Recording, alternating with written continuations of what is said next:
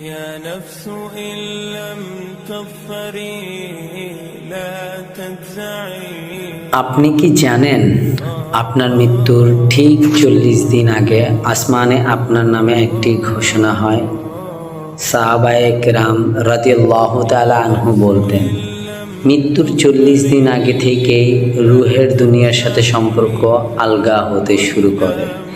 অথচ আমরা দিব্যি খাচ্ছি, ঘুমাচ্ছি, প্লেন করছি, কিছুই টের পাই না।